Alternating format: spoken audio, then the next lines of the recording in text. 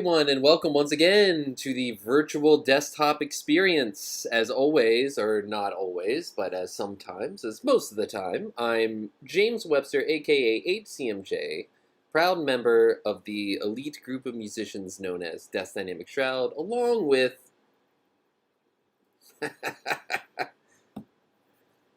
Hey, thank you.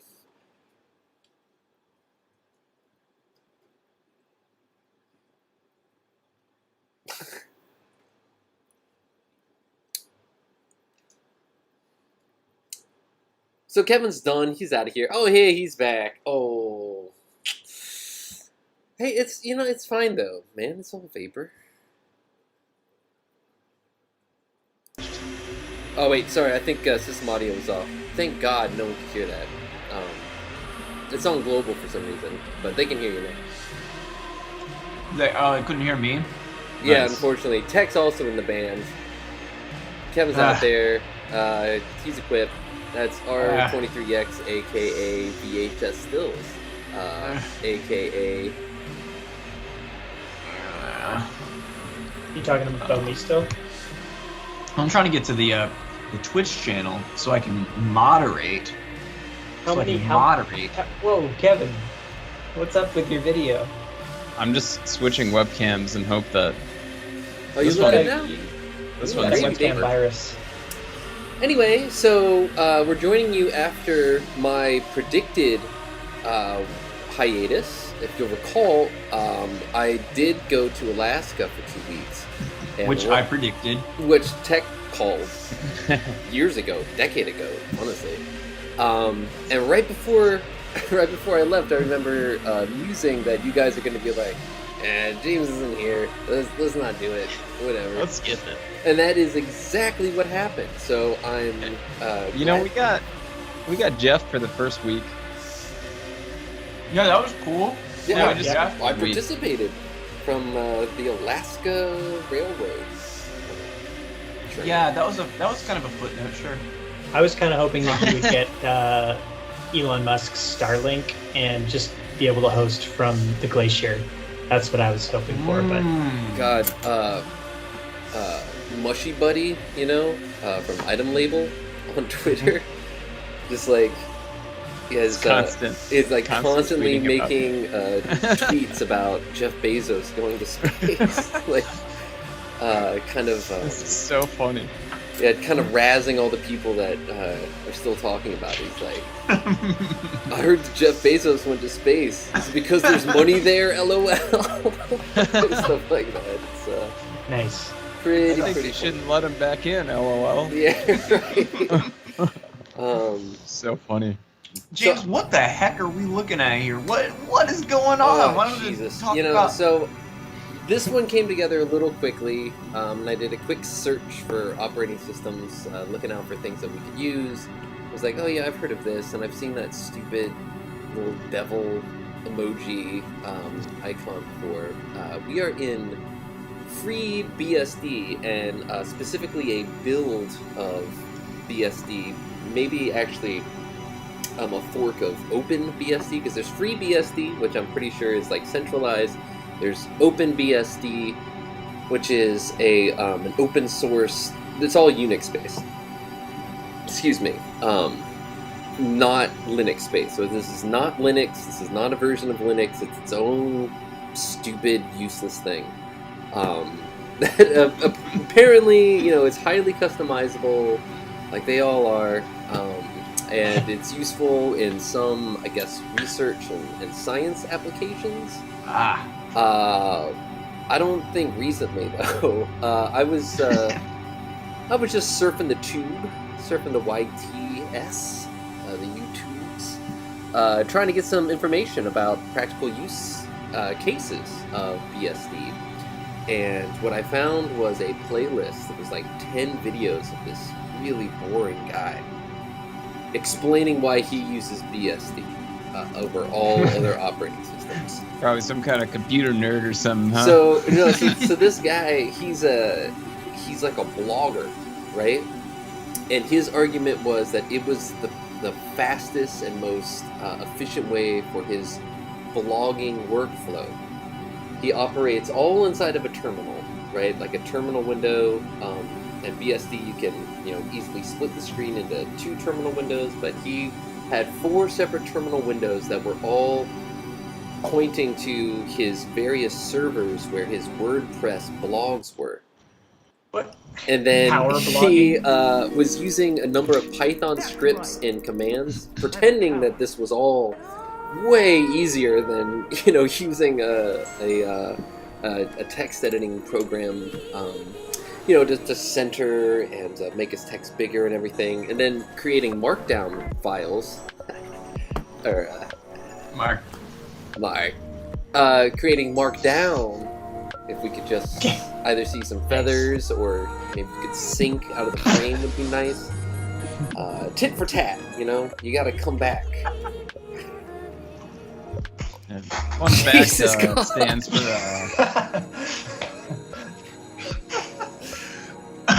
Mark's first rule of improv is no but.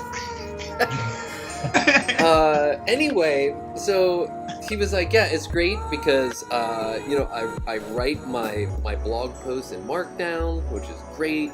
I just use 2 asterisks for italics or bold facing, and this is all great for me.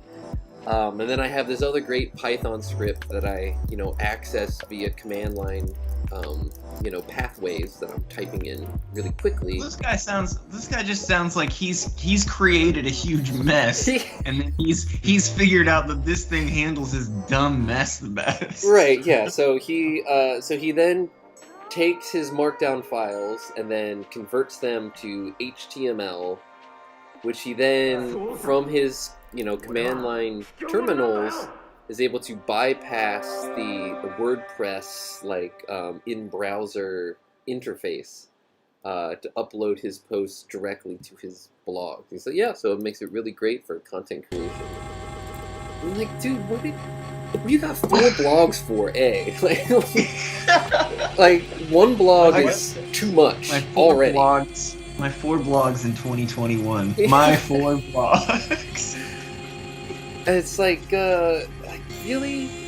This is... So anyway, I don't know. I guess different people have different needs, but I can't imagine anyone needing this. BSD reminds me instantly of Blue Screen of Death. It's a bit unfortunate. I thought it stood for bondage, sadism, and dominance. Bondage, sadism, and dynamics. Boys, shroud, dynamics. Big shroud, dynamics. Well, that's fun. I like their. I like the idea they have at the bottom of the screen where the icons really. Yeah. So we are in a build of BSD known as Nomad. And its big claim to fame is that it will actually run off of a thumb drive, so you can run a live operating system from a thumb drive. So, like all of these, stupid, useless operating systems, they're very scalable and they can run on all kinds of hardware. But they are all, you can make up your own mind. So, do you think they were influenced by the portability of the Sega Nomad, which is the handheld Genesis? There is a strong possibility that is true or not true. I'm going to guess no, though. Or maybe they're just, they're digital nomads, so they only like to carry around the Samsung Easy Fit flash drives. And they're staying in Croatia for a few months. There's no way that guy could set up his setup outside of his fucking workshop or whatever to directly blog with his 4 blogs simultaneously from his reclining Matrix gamer chair. Yeah, I'm picturing a fucking lane setup with just Ethernet cables all across the room and multiple towers and monitors everywhere. Pools of viscous fluids randomly. It's called Nomad. Because of a selling point where when you use this operating system, it brings only joy. You can't get mad. No mad. I love it. Well, it's just one of those things where it's like the obsession. Like, okay, I get it that it's not all just like customizing the way it looks. God bless you. God bless you. God bless you. Thank you. Jesus That's bless called you. a vampire into your cloak. Excuse me. It's one of those things where, yes, you can customize it with a lot of great Python scripts, and you can have fun. Mac OS has a very similar, robust automation and scripting environment. But you can also do it with Python scripts in these ridiculous operating systems, which is great for people. But I think at the end of the day, it really is about customizing the UI. And I think that a lot of people that use Linux don't want to admit that. Some people are upfront about it, like, well, no, like I want my I want this to look insane. I want to turn on my monitor and feel like I'm super smart, and that I need to like keep track of like memory sectors that are being accessed because I can read hex and like I understand it. It's like, you just want to see cool flashing numbers and stuff. I get it. We all do. We all want to be, Cypher, blonde, brunette, redhead. That's great. I feel like you're working at Nerve HQ. Right, exactly. Which is, I understand it, but I just wish people would be more upfront about that. You know what I want? I want an operating system, a chess-based operating system.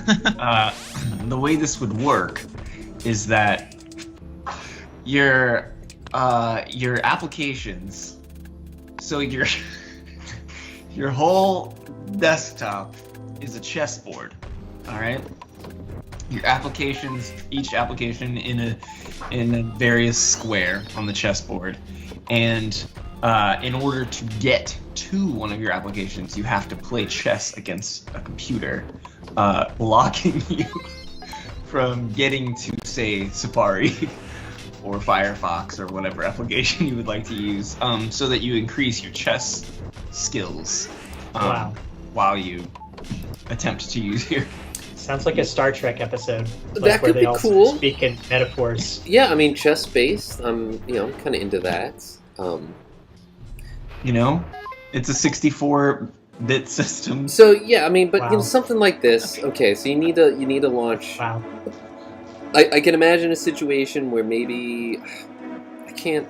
No, I really can't imagine very many situations where people need something like this. As in, like running an OS live off of a thumb drive. An OS with extremely limited capabilities and like zero software. Like you don't even get the Linux software unless someone like makes a BSD version, like makes new binaries or whatever. And of course they all run Quake 3. We were talking about this before. All these stupid operating systems. Mine would run Quake 3 as well. Yeah, it's like, oh, you can run Doomwads, man. You can run Quake 3. You need a it's tight. Aqua Rail expansion pack to run. The awkward, yes. Yeah, I think there's a lot of like suppressed. It's just like like I saw there was some tweet where some girl, like some hot girl, was like, you ever just see like a really like incredibly beautiful, like the most beautiful woman you've ever seen, and she's always just with some guy, and it had all these likes and then like a bunch of people, and then like of course she replied like, by the way, this is not about looks. It's like, no, it literally is. Like what you just said is like literally that.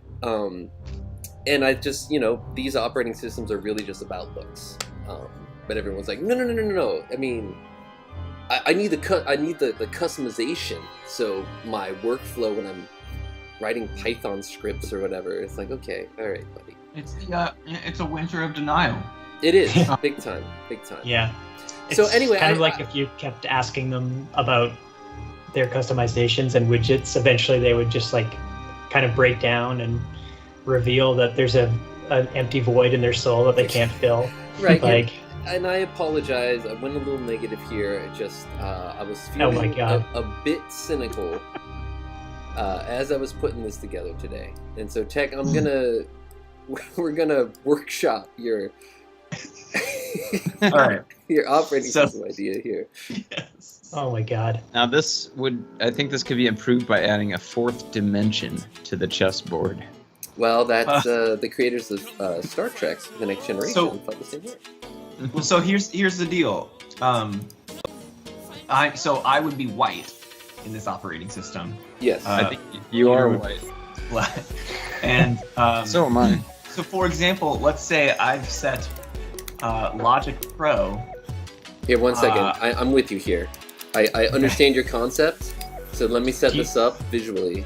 Do you have a mouse in this, or is it just chess for any input? Your Um, input are your chess moves. That's So if you want to click on We're talking like a proprietary keyboard here, though. It requires you to speak to it. right, which is better than There's a no proprietary keyboard. Speech Because to text. it's more accessible in that way. But Mhm. I agree. so here's Logic. So I would put right. So Logic is is tucked on E6, okay. Oh, all right. and so I need.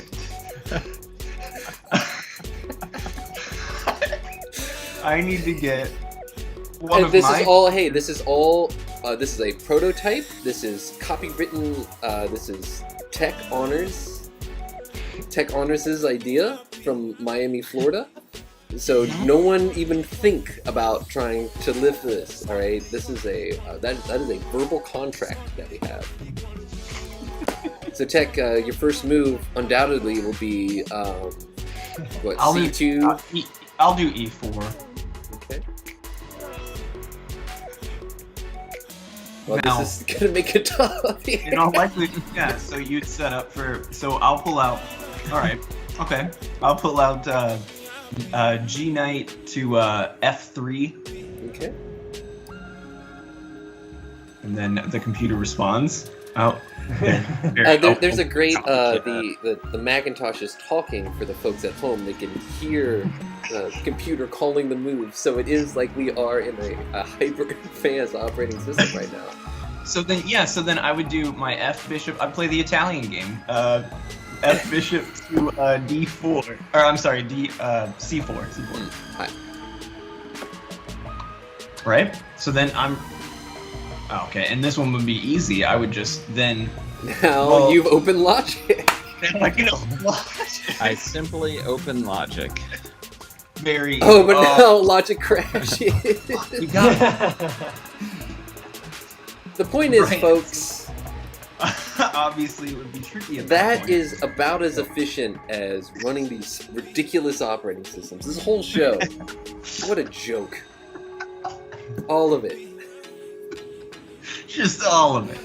Ugh. Well, James went to the Great White North, where it was snowing because it was Christmas time, and he, since he has returned to Philadelphia, the city of trash, he's been very cynical in his return. So, what can you tell us, James, about how you're feeling about returning? Oh, well, Philadelphia is awful. No one should ever come here or consider living here. It all smells like garbage. No exaggeration. You know, I went to the post office earlier today. I walked outside my house. I could smell, like the dumpsters from this grocery store. And then as I went down the street, it was like trash day on the street. So it's just like, and it's been, in the 90s, right? So Alaska, incredible. In August, amazing. Your highs, you're looking at like 72, 73 degrees with like bright sun that warms you and feels Better good weather. and inviting. And then at night, it dips down to like 55, 54. So it's like chilly at night, And it's like 2 weeks of that.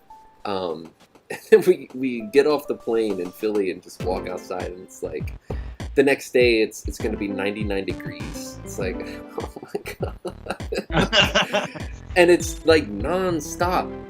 I keep a 3-year journal, so I'm able to see exactly what I was doing 1 year ago when I'm writing for today's date. And there was a heat wave at this exact same time last year. I'm like, oh my god, it's so hot, it's in the 90s, this never ends. And here we are, it's still happening. And that's why I tweeted as soon as I got back. It was like, yo, everyone needs to buy houses in Alaska, because like 40 years from now, you're not going to want to fucking live down here anymore, I'm pretty sure. And it's only getting nicer up there, so... But yeah, I'm over Philly. I've been over for a long time. It's awful, and who knows when Japan's going to be open again. So I wanted to move to Japan. That was a whole thing. But it's like, I don't know when I'm going to be able to do that, and I'm not going to wait around for that. So I don't know. Might move to like Vermont or something, just like a nice place where there's that's trees. it's got the autumnal. It's got the beautiful. I would love to see this town in autumn. And mostly inspired by Willie Nelson, his rendition of "Moonlight in Vermont." It's one of my favorite tracks from Stardust. It's gonna be on that playlist. But I don't want to go on and on about Alaska because, oh my god, it was amazing. And it was, obviously. It was super cool because we just kind of went on a whim. Didn't have a lot planned. I will say, if you want to go to Alaska, some things that I learned, because I kind of shoot from the hip when I go on trips. I planned a little bit in advance, but even that could have been a little more advanced, would have made things a little bit easier. Things are expensive. You are in America, and so there are no guest houses or anything like that. We stayed in one of the... I think Alaska is pretty expensive, right? Yeah, it sucks. We stayed in one of the cheapest places in Anchorage. Anchorage, by the way, fucking shit. A horrible place. Great trails and stuff around it, but the city itself was like less garbage than Philadelphia. But overall, it's just, I don't know. It's just like a shitty Midwestern small city. More like and garbage. Yeah, like there's one pocket where like the more expensive hotels are, where they're like cute restaurants and stuff. But the rest of the city is just a night. Just super fucking depressing. So we stayed in like one of the cheapest hotels in the city, which was like $77 a night, and this place was just fucking garbage ass. It was like mildewy in our room, and like the floors were sticky. Dude, it's a $77 hotel. Well, no, because we weren't hanging out in there. We needed a place to put our shit and like sleep. We were up early every day. Dude, when I first visited South Florida to see if I wanted to live here, I stayed at a hotel called like the Boca Inn or something in Boca Raton, which is like an expensive city, and the hotel. First off, they accepted cash, which was wild, but it was $50 a night, and I was like, "Whoa, okay." And the air conditioner did not work. Like it ran, but it just didn't generate any real air, and so it's hot down here, so it got pretty awful in the room. And then when like the day that I like woke up to leave, I just had like I had all these like bites all over my face. God, dude. It wasn't that horrible. Bad. Jesus Christ. Yeah. No, it was horrible. It was not bad. I walked up at like $50 a night, like on our little Japan tour, got us like royalty. Like that was like a nice spot. Yeah. It was extremely fucked. Luckily I did not realize the welts on my face until a connecting flight. When I stopped to use the restroom, and I looked in the mirror, and I was just like, "Oh my god!" What caused the welts? The key card. The TV didn't work, which was fine. The key card kept not working. And then I had to go get a new one on 3 separate occasions, and the guy kept saying, "Yeah, keep it away from your phone." I'm like, dude, it's nowhere near my phone. Like, what are you talking about? Like, that doesn't even make any sense. Like, what the fuck are you on about? Like a magnet? And then, magnet? and so, yeah, it was like a old magnet. You had to do it like 20 times. And so Christina and I are, like, we're standing out there, like, trying to scan this card. And this fucking gross dude is like, oh, yeah. Yeah, I stayed in that room for 2 months. That card's a bitch. And we're like, oh. You know, just like, he's like, yeah, I jerked off in there too much, I had to switch rooms. Yeah, like, fuck, dude, don't talk to me. Because it's Alaska, man, and it's like the Alaskan Bush People for fans of that show. I left a carton of milk behind the bed for you. Yeah, it's yeah, but it was fine because that was just like the beginning of the trip. We had extravagance plans.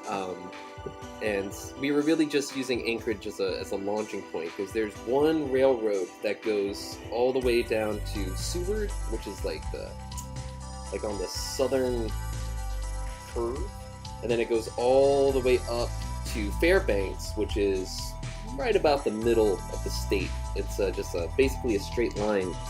The tickets for the Alaska Railroad are very expensive. The cheapest ones you can get are like $80 a piece, but they sell out like months and months in advance. We were able to get tickets to Denali through like a travel agency, and it was like $200+ a person for like it's like a 6-hour train ride into the wilderness, so it's like pretty sick, but it's also like, Jesus Christ. But yeah, just, you know, things like that really add up. But we found an amazing place at Denali. It's called Denali Hostel and Cabins, and it's like a little mom and pop thing where they had all these little cabins sort of 15 miles outside of Denali. For those who don't know, Denali is the national park in the center of Alaska, and like Alaska is so big, it's very difficult to like comprehend until you see it and experience it. You know, it's like the Grand Canyon times like 1 trillion. It's so fucking huge. Like, this national park is the size of the state of New Hampshire. And there's just like one road, and then the rest of it is just like, the tallest mountain in North America, Mount Denali, formerly known as Mount McKinley, and still listed as Mount McKinley. Number of places. Interesting thing about McKinley. Sorry, I couldn't hear what you said. Not Mount Siri. McKinley never even went to Alaska. We went to the Anchorage Museum. They're like, yeah, all the white explorers came in and started renaming all this shit. Like, McKinley never even went to Alaska. Wow. They just named this fucking the tallest mountain in North America after him. But luckily Obama set that straight. What a dick. But yeah, it's big. It's incredible. The weather was perfect. We saw caribou and bald eagles everywhere, and moose on the railroad tracks after the train left. And just, you could just, I went to experience winter there. I went to experience the darkness. While we were there, the sunset was like 11 p.m. the sun would set. And it's so fucking weird because it's like stretched out like your shift dragging in Photoshop. Like, the sunset takes like 2 hours to happen. So it's like all those weird periods that like come and go really fast and you experience sunrise and sunset are like 4 to 7 times longer. So like twilight just hangs there for like an hour. It's like, this is fucking awesome. Like, what time does it rise? Like 4:30 or 5 when we were there. Damn. So yeah, we were on the other side of the solstice, so the days were like getting shorter, but I was outside at midnight one night and there was still that just slight rust, you know, of like the afterglow of the sun. It was like still in the sky. And I thought that would be super annoying because I'm like, I love video games and darkness. But it was actually like incredible because your days just like, you just keep going and you just keep doing shit and like the sun's up and it's just fine, you know what I mean? That's like, the schedule for me. I think there's some some vegetation there that gets really, really like plants that we have here, but like they get way bigger up there because of the amount of sun and moisture that is there. Yeah, there's a lot of weird plant stuff because really old pine trees, for example, when they grow in like in the tundra, they get stunted because it all like their whole root system freezes every year and then thaws and then gets extra sunlight, and so you get all these weird trees that are like really like tall and skinny but are like super old. It's just fucked up, man. But they got rainforests there. They got like a big rainforest on the southern part. They got the Arctic. I learned that polar bears, I don't know if anyone's aware of this, you know polar bears actively hunt humans. Polar bears, so like grizzly bears is like if you come across a fresh kill, or like if they think you're prey, or, you know, there are like situations where like grizzly bears can be really dangerous, blah blah blah. But no, like polar bears, they're like you are a human and I want to eat you. You are like part of my diet. Damn. We went to the Native Heritage Center, which had all of these like different styles of homes that Alaska Natives would build depending on which climate they lived in. And for the Arctic ones, they basically built hobbit holes like into the earth that you had to walk through like a tunnel to get down. And then the door would be this like tiny hole that you had to crawl through specifically to like stop polar bears from eating them at night. Because the polar bears would continue to come, once they figured out there were humans there, they would come back night after night, and they had these stuffed polar bears like in the airport. They're like fucking 9 feet tall, man. Like, I'm sorry, like humans, we're on the top of the food chain because we have nuclear weapons. I get it, right? But if you're out there and you don't have a nuke, like, I'm sorry, buddy. Polar bear wins every time. Yeah. Well, I guess we fought back by global warming. Spraying aerosol in the air. It's like, well, fine. But yeah, global warming is happening at a super accelerated rate up there too. It affects them like 10% faster than the rest of the planet. So like vegetation is going higher up mountains than ever before, and like they've moved the start of the Iditarod like 3 different times, because like it used to start in Anchorage, but now there's not enough snow there, and so then they had to move it north, but now there's not enough snow there, so they had to move it like north again. So yeah, it's I saw the Spencer Glacier, which was the impression of the polar bears. Right, exactly.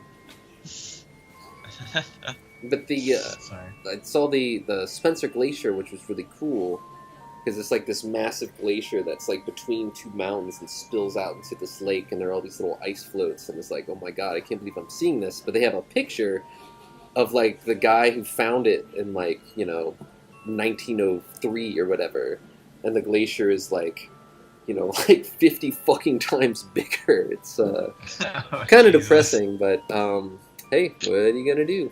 What are you gonna do? Anyway, that's enough about Alaska. I didn't want to make this whole thing about Alaska. But it's an incredible place. Dude, look, in early September, I have to go on a short vacation to Perrysburg, Ohio, and I will talk all about it. Your experience might be similar to like your typical Anchorage, you know, at least the part of Anchorage we were staying in. Could very well be. I looked up Perrysburg out of curiosity to know more about it. Population 20,000. Why do you have to go there? My cousin's wedding. How do you spell it, Tech? Perrysburg. Mandatory vacation. Yeah. Yeah, check out Perrysburg. Oh, it's Whoa. like a small town, Ohio. Beautiful Ohio sky. Just a great that's Ohio right there. For those who have not been, that could be fucking anywhere. It really could be anywhere. Yeah. But it's, you know, it's an old downtown, you know, which is very much the motif for Western Ohio. That's probably all of it, though, right? Yeah. There's nothing on the other side. It's just a field. Perrysburg, Ohio Pro Wrestling. Star Spangled Banner.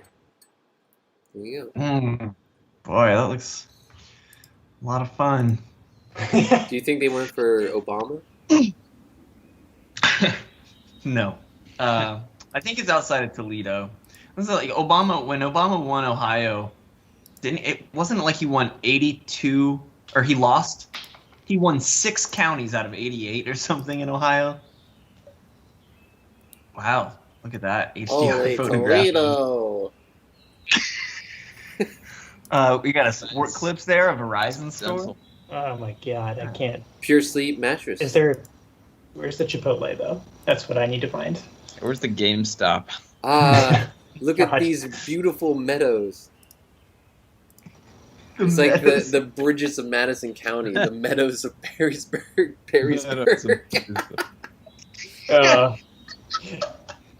Oh, beautiful. Meadows, Perrysburg. We got I gated promise I'll communities. meet We you got there. cul-de-sacs. Yeah, that's Anyway, Well, enjoy So- yourself there. I'm there. Yeah, it's up there near Toledo. It's like a MapQuest poll here. Looks great. Nice. Is MapQuest still running? Yeah, what happened to MapQuest? We gotta find out. Did we talk on here about OnStar? No, that was What? you and About- you and me were talking about that in person when I was in Florida Okay. about remembering yeah, OnStar. Yeah, I think it does OnStar still exist? It's gotta. I think I mean, it for those- does for the emergency In services. cars. Yeah. Does it still exist for like cars that had like OnStar like in 2004? You know what I mean? Like, I Like think your so. Lexus that was MapQuest fresh from the is. dealership in 2004. You have to pay extra though, don't you, Is to get that she feature? probably. probably? Yeah, that looks like Rockford right there. Rockford, Yeah. Illinois. I went to Peru, Illinois once, and it looked exactly like where I'm from. So the It's, idea, it's all the same. yeah, the thing about OnStar, I think the idea is that, well, excuse me, I got coffee burps. If Oh, you get boy. in a crash, if your car crashes and you can't get to your phone, it's like your car knows that it has crashed, and then it contacts OnStar, and then your car starts talking like, "This is OnStar. We've detected a collision. Is everything okay?" Wow. Mm. But I mean, this stuff Dan- you could just do listen. with an AirTag, you know. Well, Dan Mason's saying some phones can detect a crash now or something. It's true. It's So- true. It's just like, remember the when we went over on this show, the new Apple feature that teaches you how to sit down in a chair. You remember that shit? Time to sit now. Yeah. Yeah, it's like a video like, when sitting in a chair, to reduce your fall hazard, do it this way. Like, wow. God. Thank you. Wow. for Hey, that. speaking of Apple AirTags, James, I finally got my AirTag in the mail. Oh, nice. Hey. It ironically got lost. It got in lost. The mail. didn't it? Yeah. But Mark It sent me finally the arrived. coolest video of some asshole on YouTube who sent a bunch of AirTags and then tracked them. Like he sent one to North Korea, and he sent one says like to Tim Cook's office, and he sent one to Elon Musk somewhere else. The North Korea one ended up making it all the way to China, but then shipments were not going into North Korea because of COVID. But it was funny we went to because South Korea actually. Yeah. right. Well, first it went to South Korea, then it went to China, and then they were going to send it to North Korea. But it was cool because he Oh, was yeah. tracking this DHL package and comparing like the results of his AirTag to like their information, and eventually they're like, we lost the package. He's like, I'm looking right now. It's there in the airport. Like I can see it. Wow. And they kept they're pretty like, cool. oh, it's been delivered in the destination country. And it's like, no, it's still sitting there. Like it hasn't moved. Oh my Yeah, god. it kind of Crazy. it blows the lid off of that. Disturbing. Yeah. That whole thing. Fucking holy shit. The one that he sends to SpaceX, he watches it like get thrown away, and then like load it Yeah. onto a dump truck and like taken to an incinerator, which is pretty cool. Yeah. But Apple, They were a little bit cheaper. That would be like, your own personal shipping tracking insurance. I know, right? I mean, they're like $25 bucks. How much are they? Like 20, $25 bucks, I think. I think the 4-pack is $100, so like $25. Could you put one on the side of a hair dryer? It's a real question. Sure. Do you lose your hair dryer? Do you lose it a lot, or?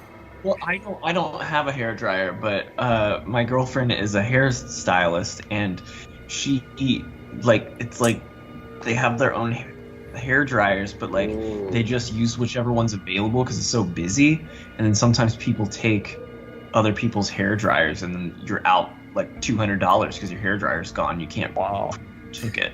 You can attach it to anything. You can duct tape, you know. Oh, is that how they attach? Well, yeah, they're little, like. Here, I got one right in front of me, right here. They're not adhesive backed? No. They're not like tile. No. You have to buy your own proprietary adhesive from All right, Apple. easy. Apple tape. Apple scotch. Apple duct tape. I think So that this is I what it is. Okay, they have a bunch of different cases that have keychains or strings or whatever you want, but you don't have to use any of those because the air tag itself is like it's like a pog slammer. Yeah, I'm gonna put one on my cat, Dijon. So this is it's kind of like a Nilla wafer tech. Yeah, but a little bit smaller. And then it's metal on one side with an Apple logo, and then you can put an emoji on the other side. I did a mouse because I was born in the year of the rat. that explains so much. And like the Xbox Series X controllers, it's got user replaceable batteries. Wow. Yes, but it does not take double A's, Awesome. like the Wavebird. So yes, you can replace the battery. But yeah, so like I have one duct tape under the seat of my bike with black duct tape, and so you really have to be looking for it to like find it. That's a great idea, for sure. They're only going to get smaller over time, I'd imagine. Or something. So yeah, I would put one on my brain so that I don't lose my mind. It's like a Aussie lyric. Yeah. I've got an air tag on my brain so I don't lose my mind. Oh my god. There was a beautiful moment where when we were in Anchorage, we went on this crazy bike ride. I thought that this trail like looped back, but then we ended up having to go through the city. It ended up being like 20 some miles. I felt like Mark. I'm like, is this what it's like? This sucks.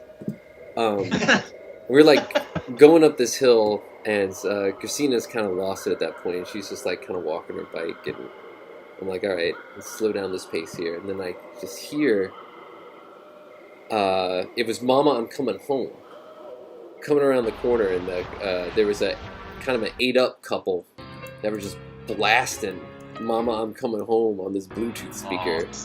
And I'm like, hey, how's it going? And they're just like,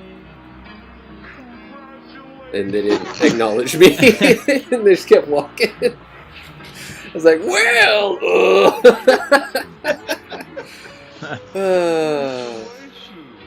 but I can't imagine living in Anchorage. I would hate everyone too. Yeah. What are they doing up there? Get down here! Well, you know, I kind of made the joke, like, we were at the Native History Museum learning about all these structures and, like, fighting off polar bears and shit. I'm like, man, didn't any of them ever think, like, damn, I wonder if there's any place that, like, isn't the fucking Arctic? But then I got home and I was like, oh, I can leave Philadelphia. Like, it's like I haven't even realized that. And here I am, globetrotting. Yeah. And it's like, yeah, I don't have to stay here if it sucks ass. Like, let's get the fuck out.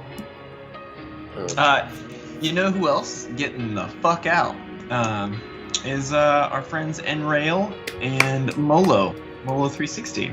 I saw that on Twitter. Wish them well. Very excited and proud of them. I think they left today. They are both moving to Los Angeles together. They met through Vaporwave, so that's beautiful.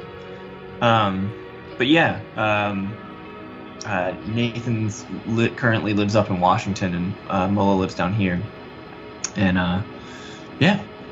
so I visited with them before they left, and now they're off on a journey.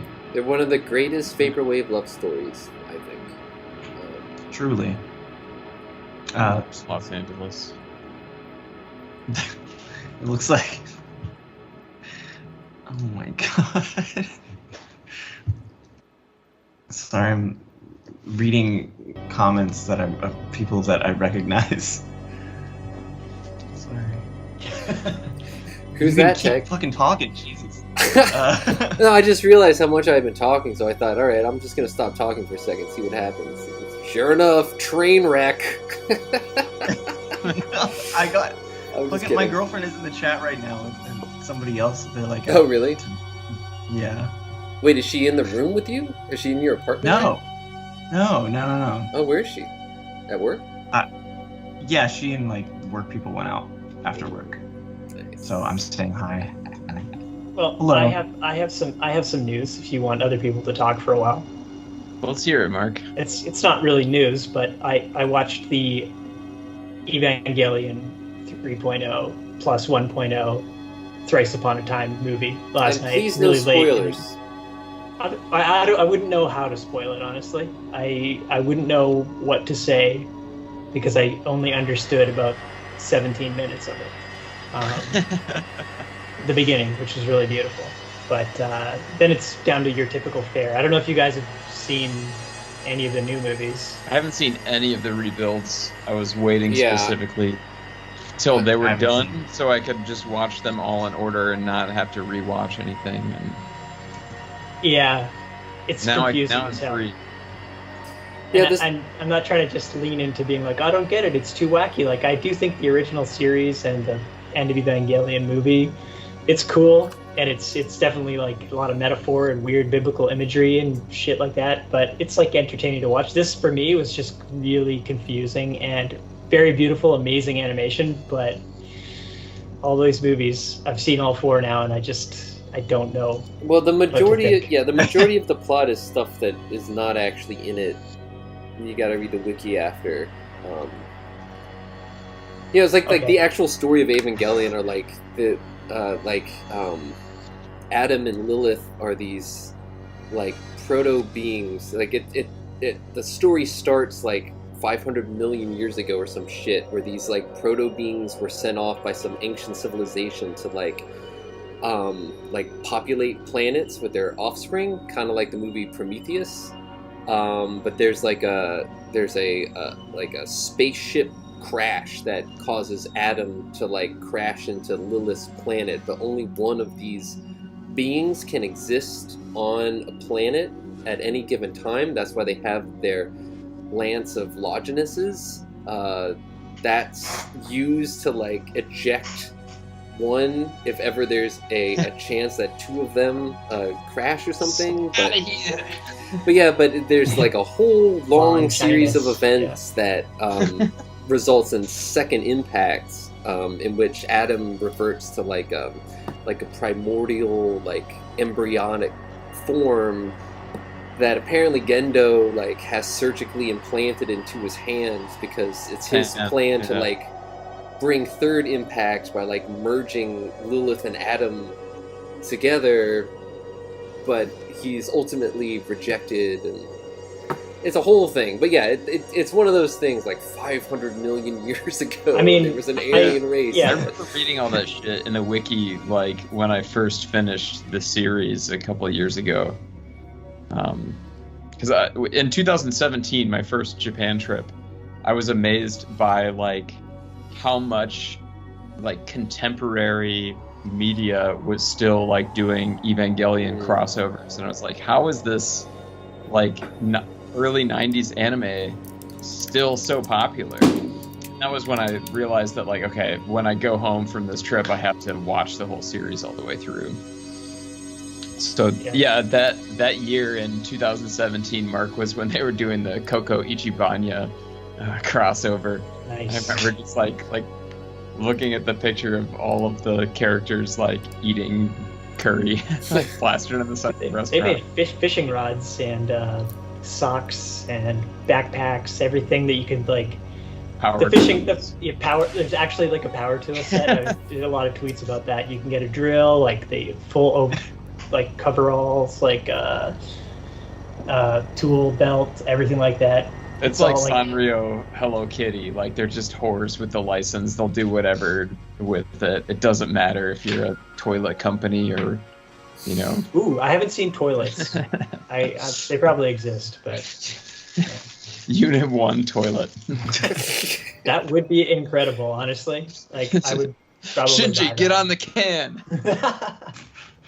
Well, speaking Yeah, of please, the iconic theme song when it flashes. convoluted plots,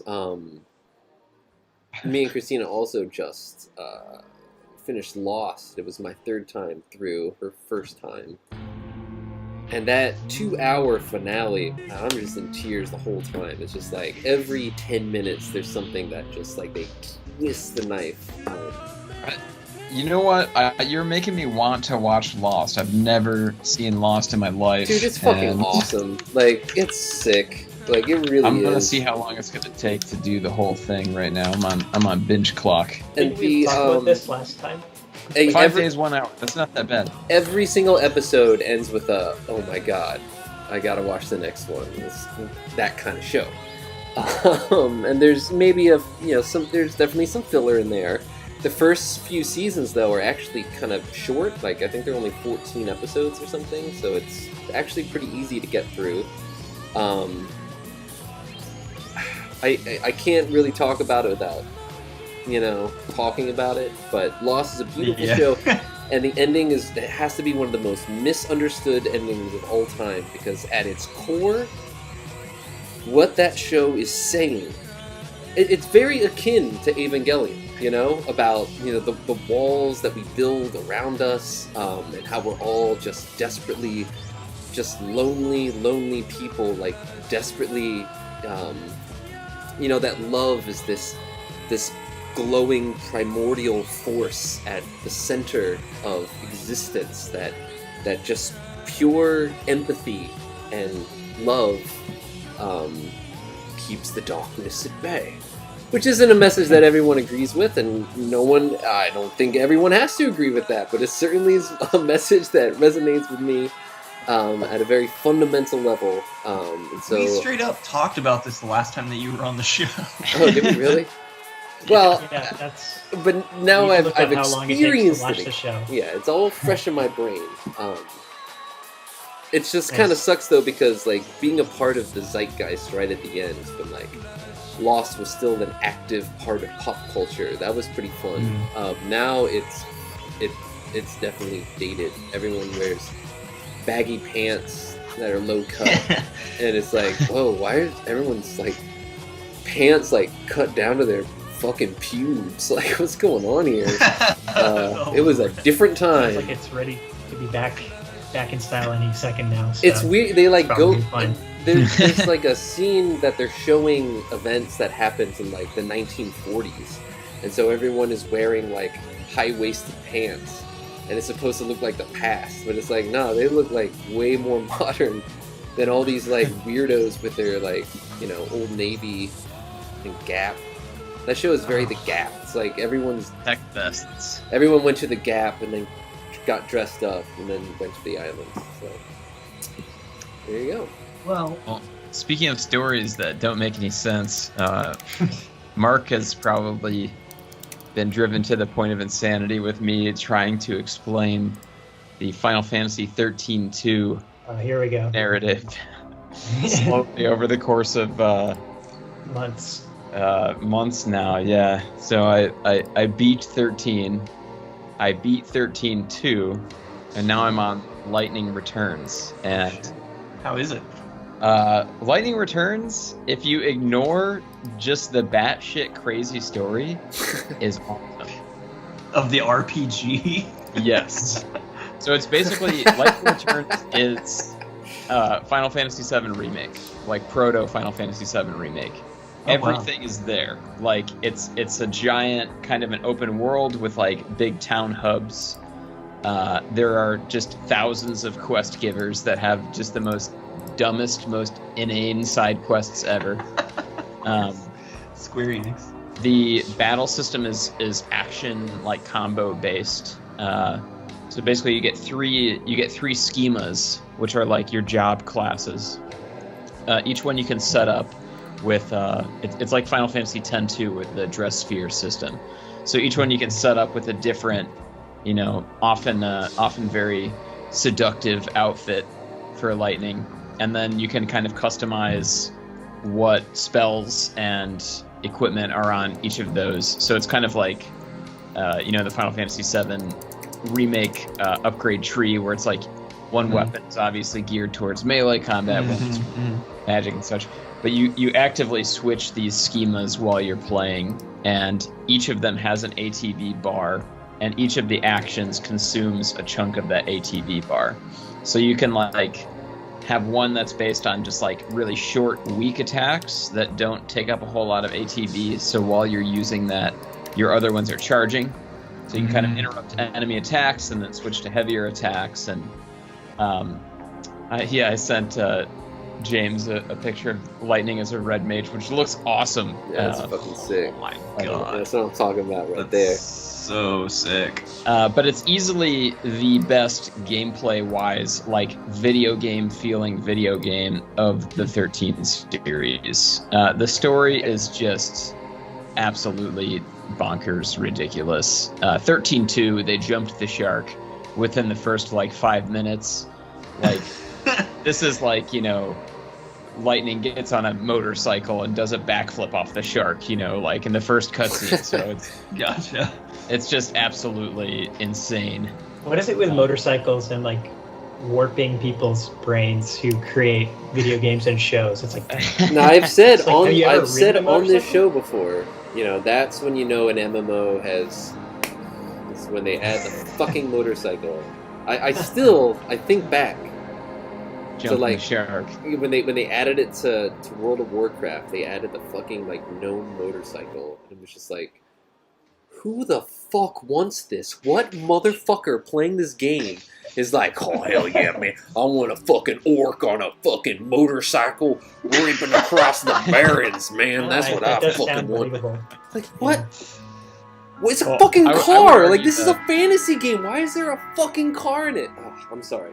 How do they jump? You can't jump on a motorcycle. That's my problem with it. It's like, You can let alone a jump. backflip. Well, have you seen 13 Die too. Hard 3? I think you might have. Yeah, but you can go off of a jump, but you can't jump on a motorcycle. I'm sorry, Oh. it's just not possible. Yeah, Yeah. unless you. I guess you have.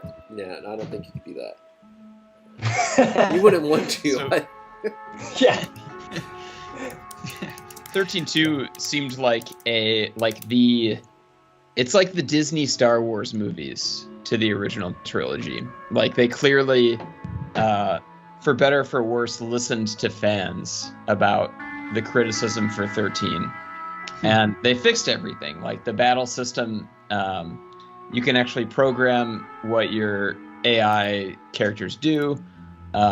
If Never your listen to the fans. That's my Yeah, number one right. suggestion. If your main The- character dies, it switches to the other character. There's monster training elements like Pokemon. You can like capture monsters and reuse them in battle, which is That's- sweet. Yeah. jeez. And all of the maps are like, in 13 they're all corridors, right? it's all straight lines. Right. Oh, they 13-2, actually. the map design is like intentionally just gigantic and convoluted on purpose. It's like, It's like, oh, this is what you wanted. yeah, this is what you wanted. We're just gonna make it so stupid. And there's towns, which everybody griped about 13, that there was no towns and that you buy items at save points. And That is lame. I liked 13 for what it was. It goes on a little bit long, and it is definitely like tutorial loaded. Like the first 30 hours or so are tutorials, and they don't really give you the chance to like get into the battle system and customize your characters until like chapter 11 out of like 13 chapters, which is kind of insane. But yeah, 13.2 is like they introduced time travel, which is just right away like, oh, the timelines are disturbed, and like, you start getting into like Marvel Cinematic Universe territory, and it's like, okay, like this is you've already kind of like lost. Yeah. Lost what the narrative of 13 was kind of supposed to be about. But Lightning But the Returns, combat's fun. the combat's really fun in 13 too, and it's like it's way easier and more forgiving than 13, where you can like get your ass whooped by like normal encounters. But then yeah, like Lightning Returns is like they were just like, all right, fuck all that. We're gonna make a new game with the characters from 13, just so you have something to cling on to.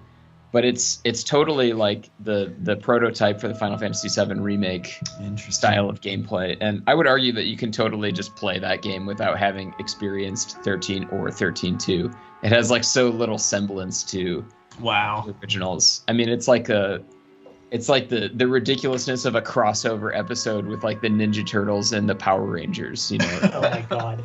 You absolutely don't need to know anything about I did watch two installments. like the intro cutscene that you sent me, and it was really cool. So. Oh yeah, Square Enix knows how to make a cutscene for sure. And one And of the these music days, is just- let's play it. One of these days, I'm gonna beat that whole trilogy. You can get them on Steam. So if you figure out how to do all that crap for Final Fantasy 11, you can get your iMac to run the 13 trilogy. That's That might be a good way to play it. Yeah. Yeah, well, I would hope that maybe one day they'll fucking figure out how to port it to the store that you can just fucking download it from on It's not in there? On PlayStation, it's unlikely because I think Microsoft paid for the 4K assets to be added to the game for Series X. Gotcha. I mean, I don't need it to be in best quality. I just need it to be the game. But yeah, I think they have some sort of like licensing deal with the 13 trilogy as a whole. Interesting. Because they like put money into it or whatever, but it's probably just like a timed thing. Yeah. I don't know. I mean, I think it would be cool if they did a PS4 or a PS5 like all-in-one kind of collection that had all of them. Right. It needs to have an easy mode like that. No battles, max stats, then I'll play all 3 games. No gameplay at all. 13.2 is basically like that. You can just turn your brain off and like mash the auto battle, and it's totally like easy from start to finish. The final boss was like the only somewhat challenging fight in that game. That's the game for me. 13 is crazy hard. Like they want you to like really like maximize your strategic approach to every single battle. Which hey Mark, couldn't you just watch like a playthrough or something? I did watch a like 15-hour YouTube playthrough of Final Fantasy 13 like 5 or 6 years ago, and I loved it. I loved just soaking in the story and like a skewed aspect ratio, low res YouTube video for hours on end. It was fucking awesome. Yeah. God. And I'm not even joking. It was great to watch. As Dan Mason was just pointing out, you can still buy Final Fantasy 7, 8, and 9 for the PlayStation 1. I bought that. Mark bought one. Oh, on the nice. Square Enix site. It was on sale for like $2.99. I did the same thing. I loaded up on all of them. They're not black disc though. that is the creepiest thing. That is pretty Yeah, cool. What color like- disc? It's just like silvery, translucent. See, I have it right here. I bought it, and it's like, yeah, it's like Wow, that was fast shipping. Like I just purchased it. Yeah. right out of the internet. Bought it there, minutes yeah. ago. Yeah. It flies through your window. Yeah, it's like it's kind of like upsetting because it's like they clearly just like have a machine that like burns it when you order it or something like that. I don't know what's going on there. We're the Like, suckers yeah. still, they're filling the troughs, and we're tight just. that they still. Yeah, that's me, man. Yeah, I love it. It's nice that they're still available. That's I've got a the- weird issue of Final Fantasy Chronicles. It's a black label with the Square Enix logo on it. It was like right after the merger, Whoa. and they still had it on the website. And I bought it, and then it came, and it was like it's like this weird in between pressing before the greatest hits came out. Wow. Do you see that a piece of Princess Diana's wedding cake sold for like $2,500? Jesus fucking Christ! Well, I was just gonna say, Hey, Case. Case, thank you so much. $2. And hey, Thank you so much. Case got the ball rolling here. We are a mere $58.20 away from hitting our goal of $200, which is going to pay for our journey to Vanity L. Once this bar fills up, ladies and gentlemen, we are going to be in a whole new land, much more appealing and aesthetically satisfying and soul nourishing than being stuck inside of Nomad BSD, the operating system you can launch from a thumb drive. This is to say that we will be playing Final Fantasy XI and trying to experience the story of Final Fantasy XI as a group, as a team, as a unit. Easy mode. My God, you can still buy this? Oh, there's only 4 left? Fuck. Only Dude, 4 I left. wanted this $100. so bad when I was a Dude. kid, when I was like 25. But oh my God. Look, you push a button and it tells you when the airship is going to arrive in one of those 4 nations based on the button that you press. It tells you Holy shit. every day of the week has a different, here's just a slight window, just the tiniest glimpse at how hardcore Final Fantasy XI is. So every day of the week has a different element associated with it, right? Like Wednesday, right? So the wind element is stronger that day, meaning that Just like our wins. just like our Wednesday, exactly. Meaning that all spells and all weapon skills are also associated with a different element. So, for example, Paralyze, the spell Paralyze is associated with the element of ice. So your Paralyze spells have a better chance of landing on Ice Day than they have the lowest chance of landing on Fire's Day. Each in-game day takes 1 hour of real life to pass. So it's like if you were fighting like Shiva, for example, you'd be like, well, I don't want to start the fight until like another 5 hours passes so it can be Fire's Day. Otherwise, like she's gonna be like, don't fight Shiva on Ice Days. Our So, stream is only 2 hours though, so we don't we won't have to worry about that kind of stuff. It's much easier now. So are we gonna exclusively play in the stream? This is my Yeah, question. we're gonna static. Oh, Dan Mason. Dan Mason donated $5. Thanks, buddy. Thank you so much, Thank Dan you. Mason. Thank Dan Mason, we love you and we support you, and we're feeling it. Pretty much my best friend. Pretty much, my new best friend, Dan Mason. So Hey, Hori makes that clock. really? Yeah, like You already on eBay? Look, you're looking at price no, charting it right says now. it right there. If you'd open your eyes, but I guess they don't have eyes in Canada. It's CAND. Jesus. Can't see from the thick hail and snow in front of my eyes at all times. You know, it's. I also Can't- realized how much. So, like the native populations of the Pacific Northwest are all very related to all the shit that was coming from Alaska. Check this out. So you know the Bering Strait? Everyone knows that a long time ago there was a land bridge that connected it. That now lost stretch of land is Beringia. Like Beringia. Isn't that fucking sick? The ocean was 350 feet lower, and it was like grass, like marshy grasslands as far as the eye can see when humans first passed from fucking Siberia into the North American continent. Whoa! And then they just Now it's stayed been there. bought by consumer electronics brand Behringer, and Don't use it if Wait, you don't want to get made fun of. Found it. Hey Oh, Riley, thank you Ryan. so much. Hey, You're Riley helping donated every $3.20. dollar is another the step. best looking guy here. The weed number. It's about weed.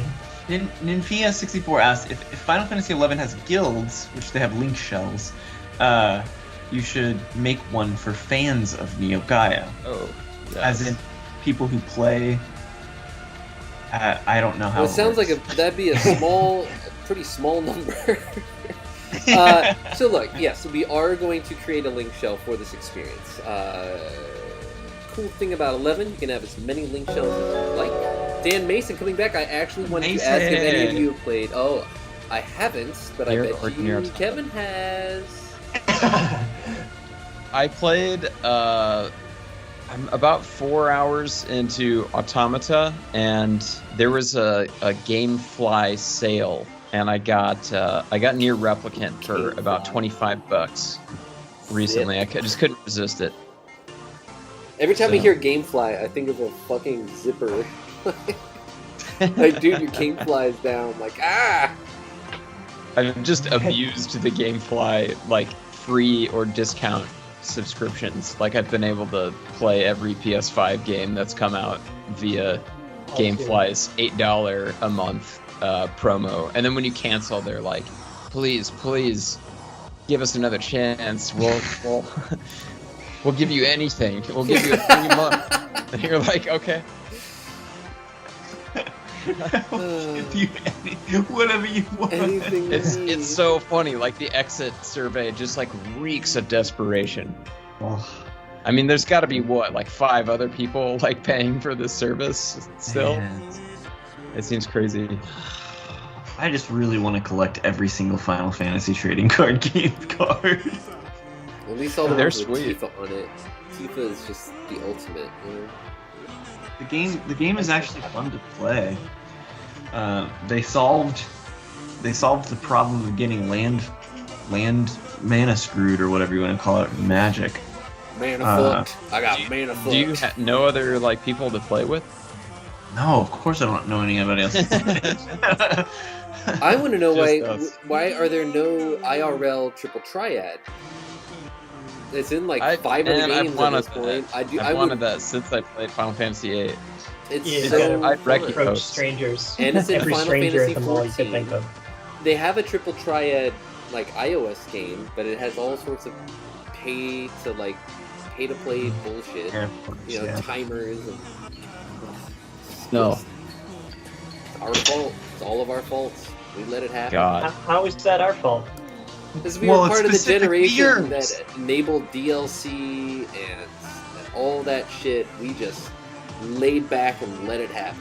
You know, Oh, get Spent my this. life savings in Genshin Impact. always In online. 13.2, that's like the first Final Fantasy game to have DLC. Rainy Rainy Cakes! Thank you so much for the 888. Thank you so much. 888 from Rainy Cakes. We'll sample that.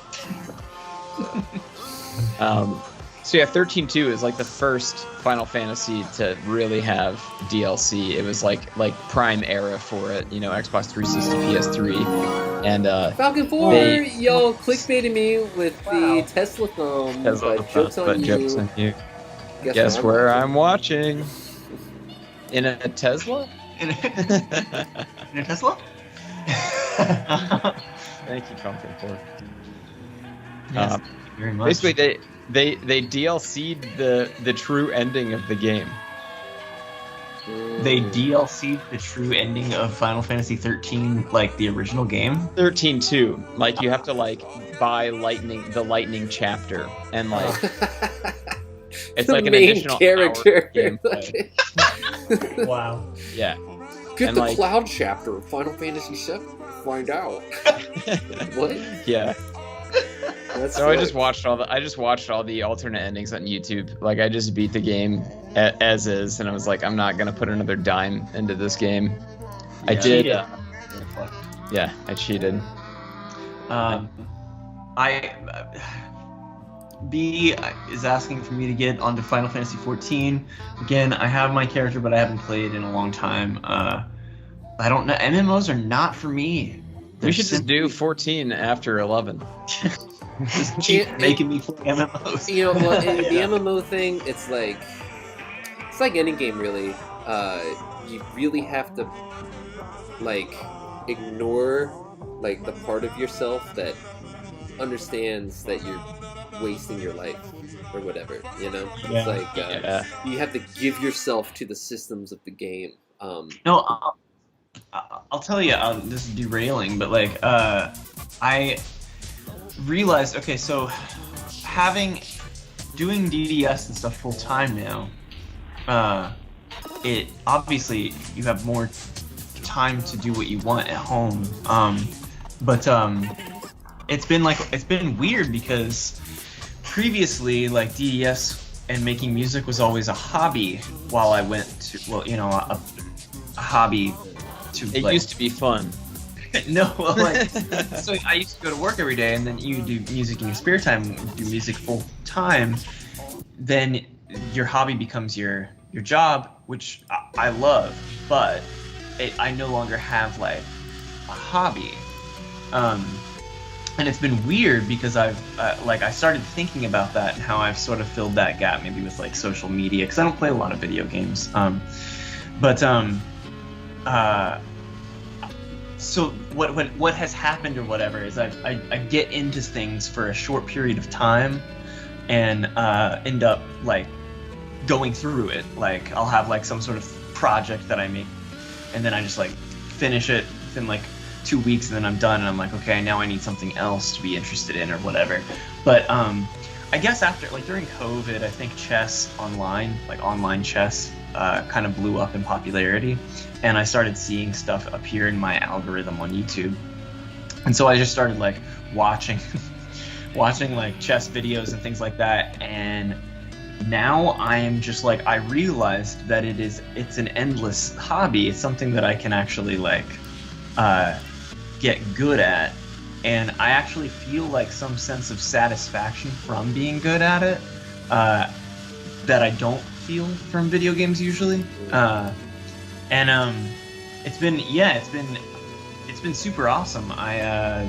Every morning I wake up and I make breakfast, and I spend my morning hours learning how to get better at chess and practicing drills and learning about openings, techniques, and that kind of thing. And it's been really, really awesome. And maybe one day, when I'm in my 60s, maybe one day I'll be a chess master.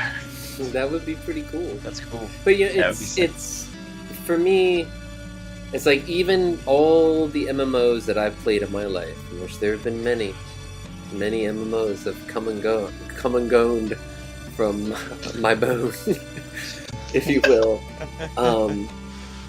The draw for me. Hey, somebody bought the shirt. Oh hell yeah! Buy that Someone bought the Neo shit. Gaia shirt. For me, I didn't know that we still had those up. Nice. For me, the thing that was always so exciting in an MMORPG was the idea that this was a persistent game world that was super huge, that like I could explore and find hidden nooks and crannies and find little places where other people weren't, and just like exist inside of this virtual space. It was like the Star Wars galaxy like fantasy, right? Like create a virtual world where people reside. But as time has gone on, turns out that that's not what consumers want. That it's all about, the gear and the grinds and the exploration, and all of that sort of falls to the wayside in a pretty big way. I mean, and we can also blame, Bethesda for, putting quest markers and always being pointed in the exact direction that you have to go. Like I was doing a quest in Skyward Sword, and the NPC just told me the information, and then I was like looking around for something to like show me where to go, and then there wasn't anything. A big beacon in the sky. But it just felt like, oh, awesome. Like, yeah. Like I might be wasting my time, like, but that's fine. Like, let me, Well, like the exploration is fun. Yeah. But that's 13. There's always an arrow and then a spot on the map where you're supposed to go next. And then 13.2, they removed that. It's like nice. Non-linear. There's like all of these alternate versions of the maps in different timelines that you have to like go to, and then like one part like will affect another part. So it's like fundamentally like a better and more enjoyable game, even if the story is just completely Bye, Dan. off the rails. Have a great night, Dan Mason. Thank you so much. So sorry to interrupt. But yeah, so 11 doesn't have any of that shit, which is fucking awesome. Right. Despite all the quality of life stuff that they've added, they have PS2 limitations, no compass. But I think that's why like I got off on Alaska so much. Because this park, like Denali, again, it's the size of an entire state, right? But there's only one road, and their policy is like, okay, here's what you do if you encounter a bear or whatever, but like, there are trails, but you don't have to use them. You can just go wherever you want to go, and it's totally above board, and in fact, it's encouraged. It's just like, they don't care what people do, because there aren't enough people that could actually go there and like fuck it up in a way that it won't heal itself after one season, because it's so you can like smoke fucking crack and huge. throw the pipe on the trail. I mean, That's well, right. so weed is legal there, which is also sick. You know, I just like walked into a store in Anchorage. I was like, oh, whoa, I didn't know this was legal here. I'm just like, Of one weed. yeah, Please. just I need a like a indica pre-roll, and like try this blueberry. It's really good. I'm like, all right, $12. Here you go. And it's like, oh, cool. I have weed that I can just smoke, and it's not a big deal.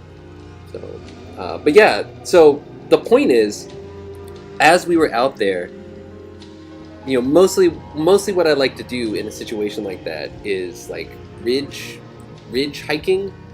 It's where you hike up, you know, the side of a mountain ridge, and then you get to the top, and then you just kind of hike along the ridge, which kind of dips, and it slowly kind of gets higher and higher, but it has like the sickest views. You can usually see shit like way off in the distance in one way, and then like big mountains on the other side, and you just basically keep going until you're just so tired from going uphill all the time. But I was feeling it in Alaska more so than anywhere since Japan. Is the only other place that I really felt this. Just like the sense that like, yeah, fuck video games. Like, this is it.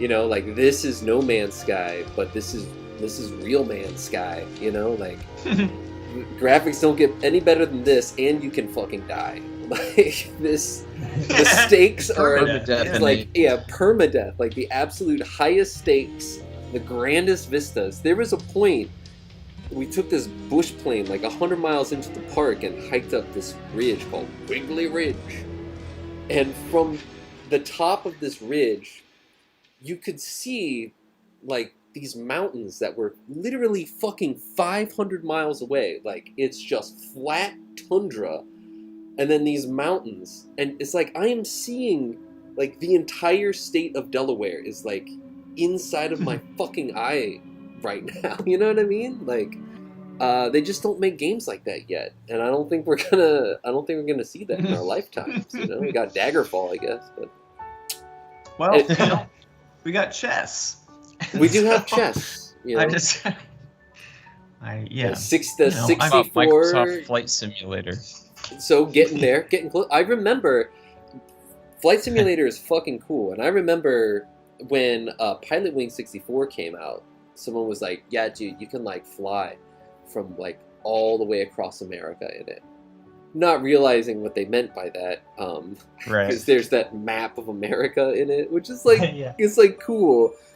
But I thought that they meant Flight Simulator from 2020, when they told me that in the 90s. Yeah. So I Yeah. think it's awesome that Flight Simulator exists. I would love to play it and see my hometown. I've definitely been itching to try it. Is there a Xbox Series whatever? They did just port it to the Series X. It's supposed to be really good, Dude, and get it. it's on Game Pass. So I'm not gonna do Game Pass until I'm like done with the 13 trilogy, or until I really have a reason to. I don't know. I guess like that. Most of the new like Bethesda and the new Halo and shit, they're gonna just go straight to Game Pass. But other than that, there's nothing like on there that I'm just dying to play now. Maybe I'll just pirate the PC version or something. It is so fucking it's so cool. It looks like awesome. so beyond fucking cool that they did this. I watched a LGR video. It was like a half-hour long video of him just like checking it out. And yeah, there's stuff like this that happens, and it's not like perfect. Wow. So that's sick as Sick. shit. That's Yeah, It'd be so awesome if like they added more stuff like that. They should The make hand of God it's- reaches down and just crushes your plane. At least they're trying to land in it in that video. It's- Yeah. God. Red Baron You fly coming up after to Snoopy. the northern meteor. I remember Um, Flight Simulator 97 was like the peak, at least in my like early gaming life. It's like apostrophe 97, and it had the iconic ship. I don't know what the plane is. Maybe it's on the 98. Is it? Is there? I think 98 was the one. Is that the iconic one that I'm thinking of? I thought it was 97. Looks like a vaporwave But- cover there. It really does. That one definitely left something to be desired when you're playing it. There's some Sounds like great you're- Y2K design right here. See a lot of this kind of shit Oh yeah. around that fucking horrible time of existence. LGR Like- did something cool with, I think it's the new Flight Simulator, where he had like 3 CRTs like simulating the ultra wide effect of the Wow. cockpit. This is the one I remember. This is What? like what your fucking uncle would have. You know, your uncle with the PC. Hell They yeah. I wish they would have a version that wasn't flight, but like a car instead, and you could drive across. You just virtually drive across America. yeah. In real It's time. That would like be like cities, streets of Sim City. I was always obsessed with that concept too. That you could build a city and then drive around it, like in Yeah. the 90s. Dude, that N64 disk drive version of SimCity, you can go onto the street of SimCity, and there's like little avatars. Like you can put your friends into it with the camera, and Well, one like of have the them walking SimCities- around. One of the SimCities, SimCity 2000 for PlayStation 1, which sucked, but I did have.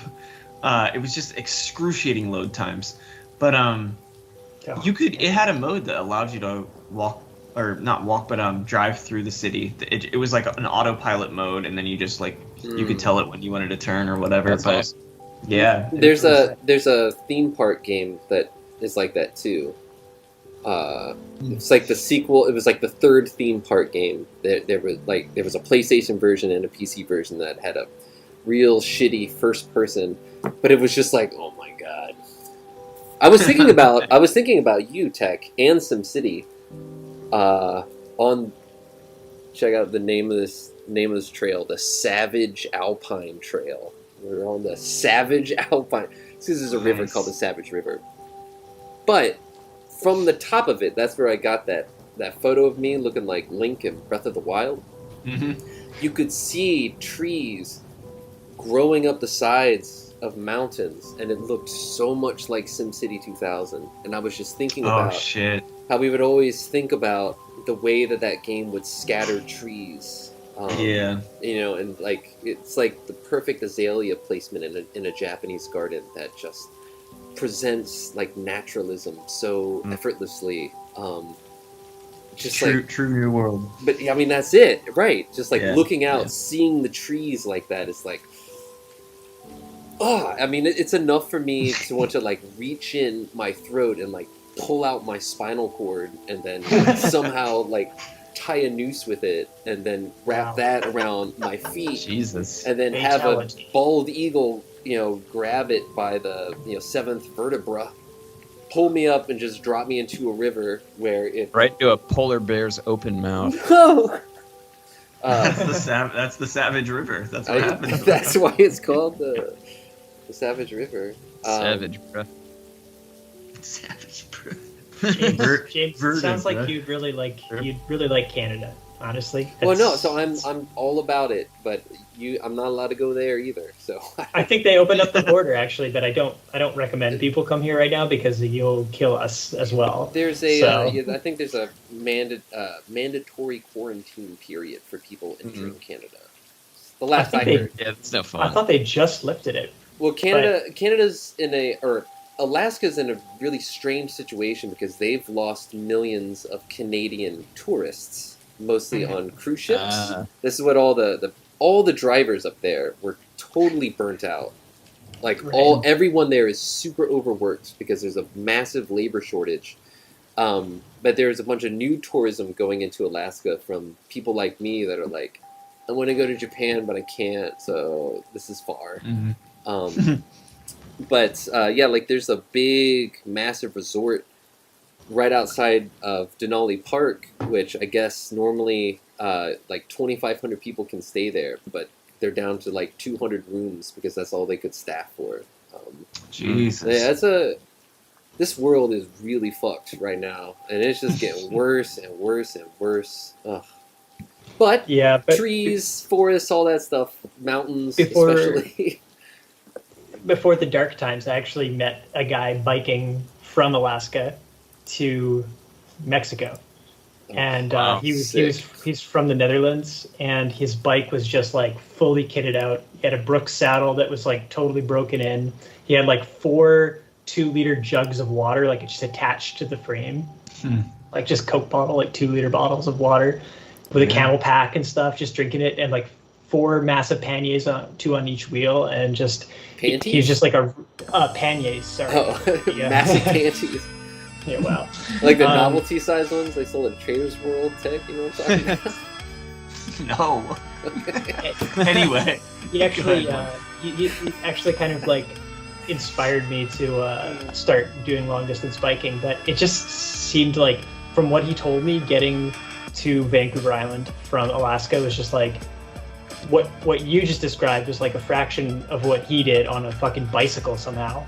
And he was camping, and like you're saying, kind of No Man's Sky style, Real Man's Sky camping. Yeah. Like, and people were he said he was just camping up there, and like some locals told him later, like, dude, you were not camping properly. Like, it's a miracle you weren't killed by a bear.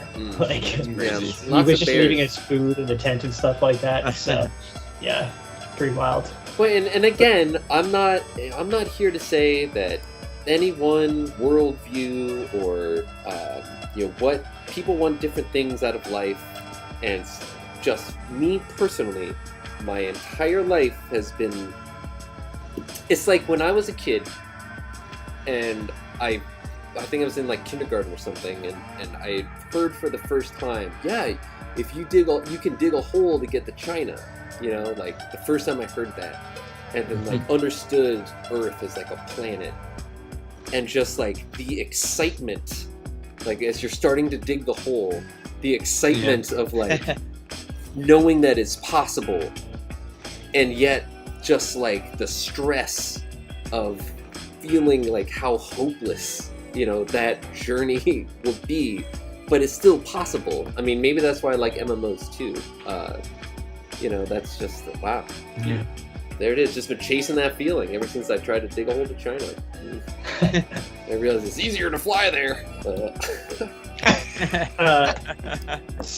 Not to derail, but speaking of like the wonders of nature and things like that, last weekend I went camping at a BC provincial park, but this particular park, it was a marine access only. It's on a small island, and it's really cool because I found out that it's a pilot program for the First Nations of the area running, like the Indigenous people running the park completely, like not just like a vanity gesture or like a land acknowledgement, but like they have a massive corporation there, and they basically are like, it seems like a real actionable form of like land back, #land back, and it's like they're the stewards of the land there. They deal with the campers, they deal with logistics, and the profits go to a corporation, and it's they pay fees, and it's like, and it's they're thinking it's going to be done in more national parks, and even the name of it's Newcastle Island, but Say Such Shun is the name of the island, and now that's the name of the park now, and it's like it just feels like actual tangible steps towards deconstructing this settler idea of like exploring this area for the last couple hundred years. I mean, in Canada it's much more like we really just got here kind of vibe, like yeah, so especially on the west coast up here, like so it's really cool to see that being just a lot of the same natives from Alaska.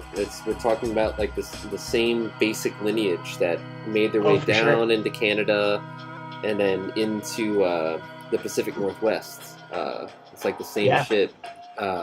Alaska was originally colonized by the Russians, though, which is cool because like You don't have to feel too terrible about or too like personally responsible for like the first massive slaughter because it wasn't Americans. But then like the Americans, they bought Alaska for like $7 million or some shit from Russia. Like Russia's like, I don't know, we don't want it. You can have it. Wow. And I guess I was reading about this in the Anchorage Museum because they had sent artists into Alaska to document like what it was like there when they first bought it. And it's just like seals everywhere. But they were hunted basically almost to extinction for their furs, which is how America, they made their money back within the first year, just slaughtering seals. So there you go. Clever. Yeah.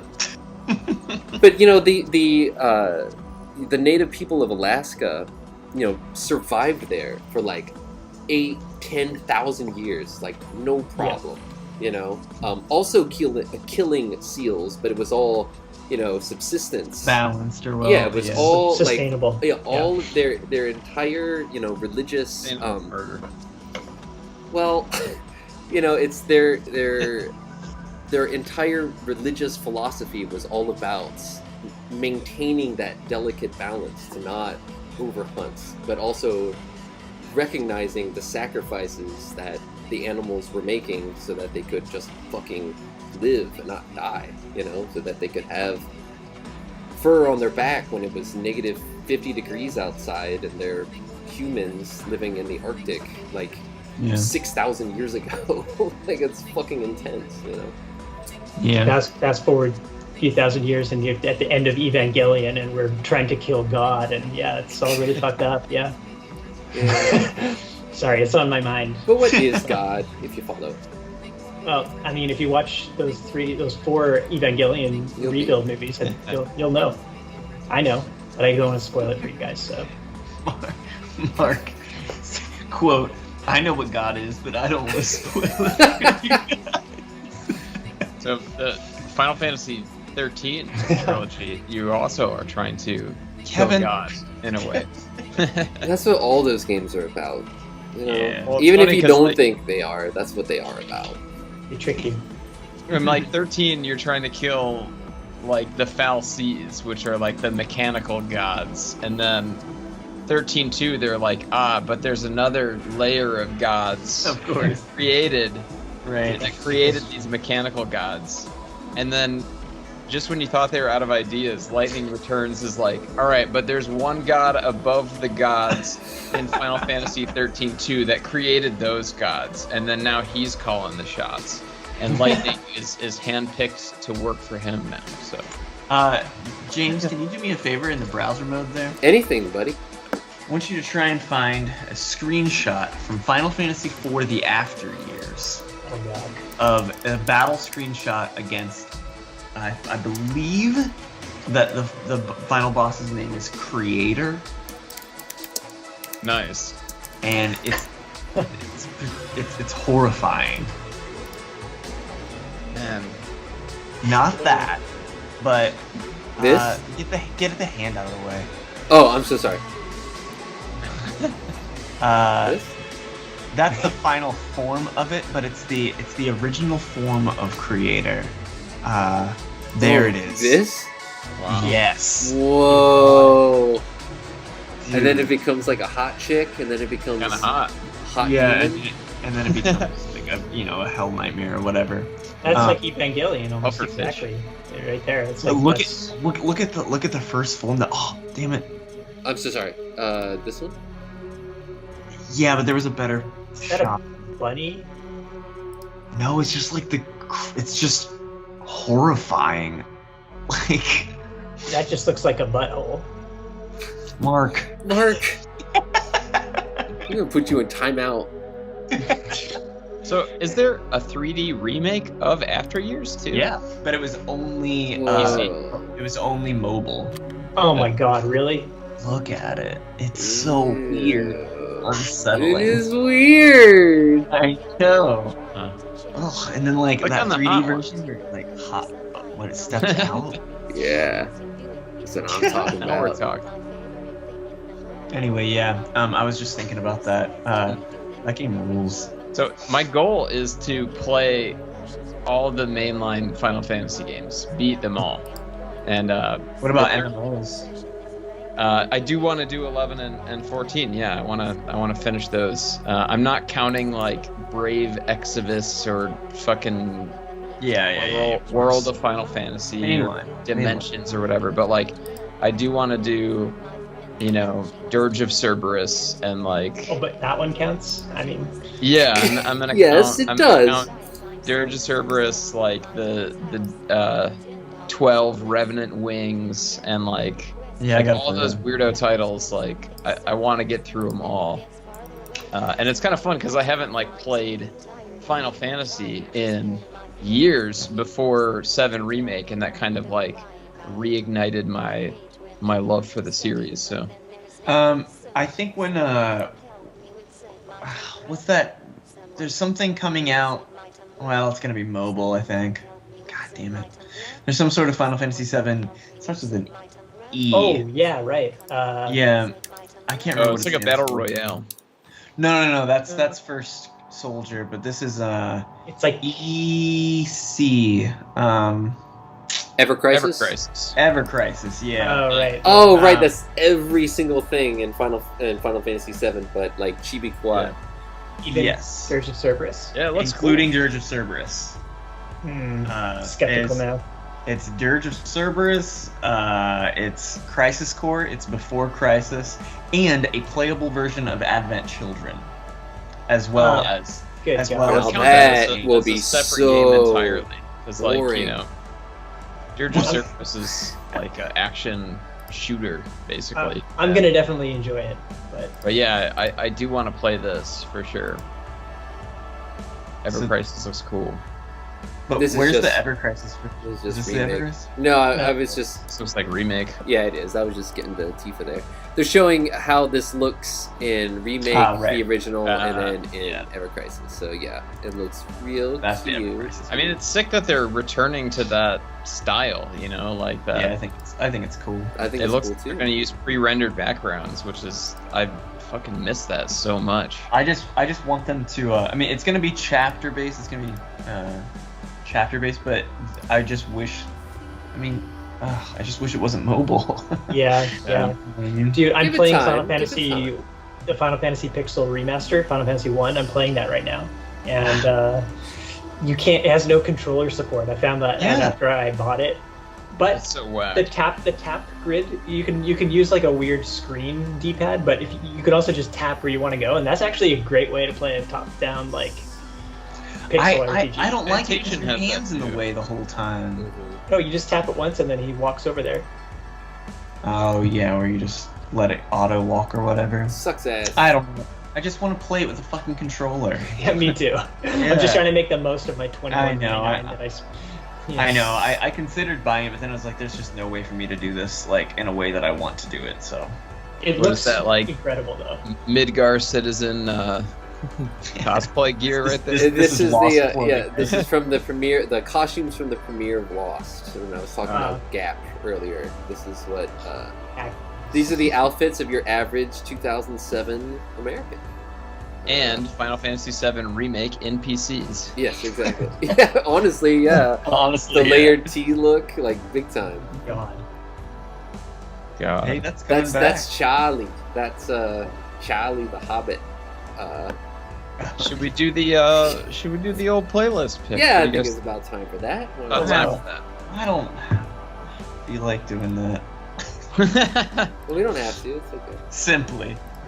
I guess when I was a child, I had to get like a mandatory shot, and I don't remember saying this, but my dad said like we were in the car about to walk into the hospital or whatever, and I was like, you know what? Let's just skip it.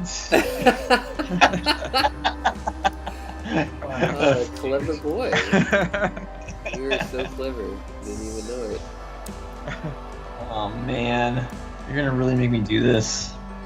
I mean, yeah. 20 seconds for each song. I got Adam and stuff. I mean, Look, mine's gonna be in real time. Let me do mine first, so I can think about it. Well, they're all fucked up because Kevin and Mark both sent them at the same time, so they're not even in any kind of order. All right, And I now- changed one. And Mark changed one, like, Christ. Okay, look, so I'm skipping the first. Okay, I see how it works. Mark, you're going first. All right. What about The Journey Starts Today? Oh, yeah, this is from Pokemon Journeys. Have any of you guys seen this show? No, I'm not a child, so. Yeah. Just kidding. It's fair. I actually tried to watch like the Sun and Moon show. I watched it for like 10 minutes. And I'm just like, this is killing the brain cells for sure. I'm socially Like- developed. Yeah, but I don't necessarily really like this song, but I appreciated that the production on it and that, like, oh, this is what they're doing with the intro now. Like, this is the same show that's been running for a long time. And they try to, I guess, reinvent it a bit, and just like the games, I guess. I know that you guys, none of you are huge Pokemon fans, but it's still really nostalgic for me. And I would describe myself as just a Pokemon fan. Okay. Not Okay. big, not I'd say huge. I'm a fan of Pokemon. I wouldn't say. I'm with Kevin. I'm a fan of Pokemon. Fan of Pokemon. Yeah. But I don't really want to, like, I play every new Pokemon game for at least 10 hours before Same shoving here. it forever. Yeah. Because it gets boring Yeah. and repetitive. We don't need that anymore. Yeah. But yeah, no, I mean, it's like a kind of a banger a little bit. So anyways, put it on here.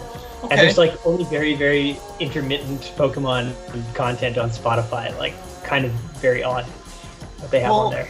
James will like this one from No Such Thing, which, does that mean no such thing? It's called Mountain, Is it non-such? and it's on the album No Mind, just like what James has.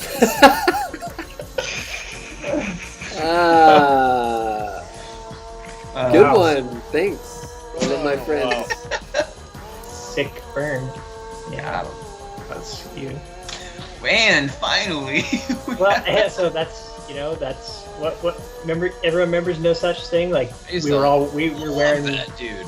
we were wearing the Lost uniform, a striped shirt and low cut jeans, probably when we were listening to his first release or whatever. I don't know. It's probably What are you 2009. talking or about, so. man? No Such Memory.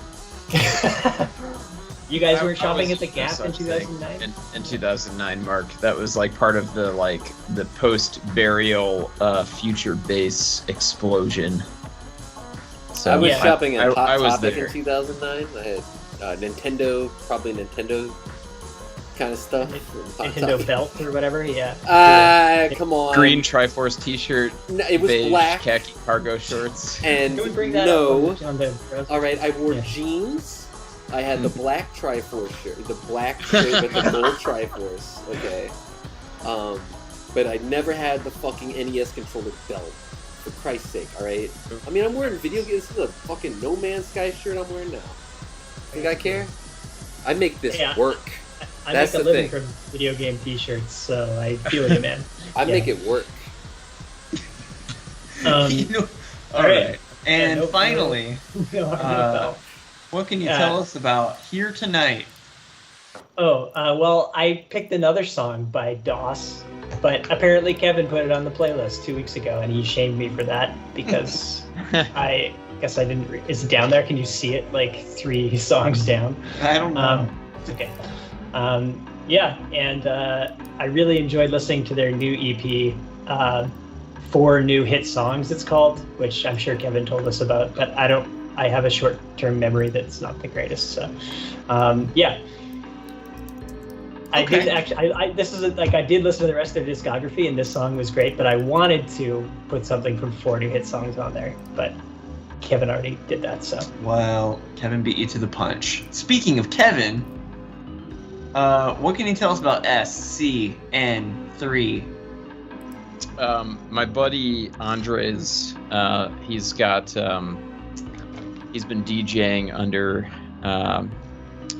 him and a buddy have kind of started this collective called Buen Viaje Radio, and they're playing like fun house and techno and stuff and doing streams, and they're going to start throwing parties here in Chicago. But he's always my go-to dude to like get new dance music from, and he sent me this track from Priori, and it would just hit the freaking spot. It's just like everything that I look for in a kind of a low-key, cool, like down-tempo house jam. It's really cool, and I didn't want it to end, and then I looked at the timer and I was like, oh hell yeah, this is like 9 minutes, and it goes on like just the right amount of time. Like it doesn't overstay its welcome at all, and you want it to keep going until the last minute. So Sick. the rest of his discography is really cool too. All right. Well, what about Tech, light? Wit Music says, Tech, quit being a baby. You gonna take that from Wit, dude? Hey, look, I'm being a baby. What can I say? No, hey, we all sometimes we gotta wet ourselves, and it's sometimes our we right gotta to do wet that, ourselves. you know. Saturated. God. Kevin, it looks like you might have put a song on here from Final Fantasy 13. Like Returns. I did. It's actually Lightning Returns, Final Fantasy 13. That's the true title. Part 3. And I think it's the only Final Fantasy game to not have a Yoshitaka Amano like background. Instead, it's like Xbox 360 era, like metallic letters flying around in a maelstrom, and they're like boom, and then they hit the screen, and it's wild. But this is 13.2.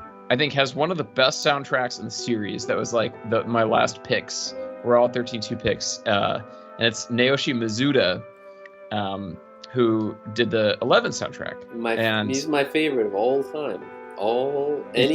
Like his stuff is so good. So yeah, it's Mitsudo Suzuki is the kind of like, it seems like he's the Naoshi Mizuta to Masashi Hamauzu, if that makes sense. Like he's kind of like, all right, we're gonna throw in this other dude here. Yeah. His tracks are on 13.2 and on Lightning Returns are really, really good as well. And there's this part that happens about a minute and a half in. It's like a choral piece, and then I don't know if it changes keys or if it just it delves into like minor territory for like a little bit, and it's got this kind of uncertain, sinister feel after this like really like holy church-like choral feel to it, and it's so cool. And I mean, I just know already that like the final boss of this game is probably going to be God, just from the musical foreshadowing in this track. So yeah, there's that. Love the audacity of Mark and Kevin with 10 minutes left in the show. Just like, we're gonna talk exactly as much as we always do about it. Peanut baby.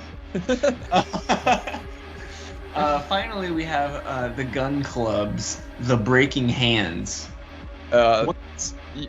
Somebody was talking about guns before pre-streaming, and it made me remember. I will not go camping in the Arctic unless I have a gun because of polar bears. That's what I decided.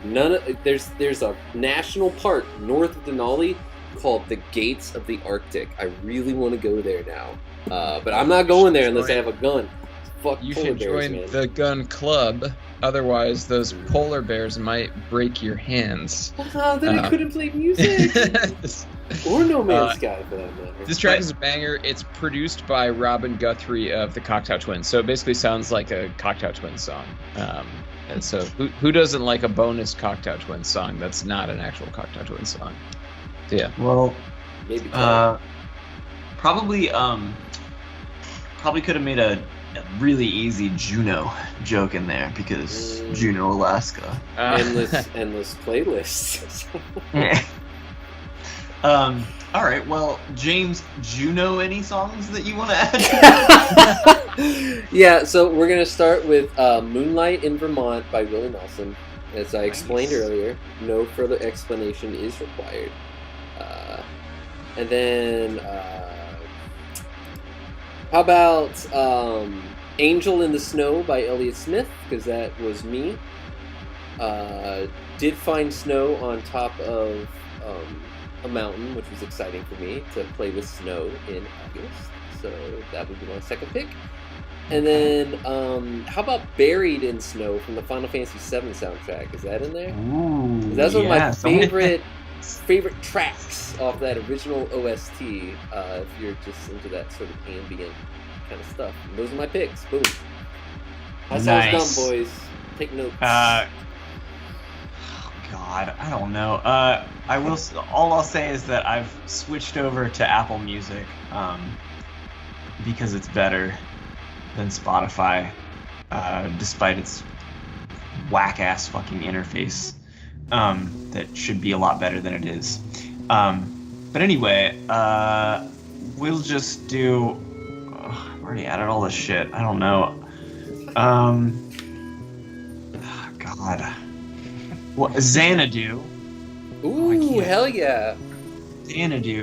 The ELO song that Olivia Newton-John sings instead, and it's just every time I hear it, I get excited, and then it always pays off at the end. Because like even if I'm like, all right, yeah, I know how the verses and the chorus go, they're great, whatever. But the end of it is so fucking huge and awesome.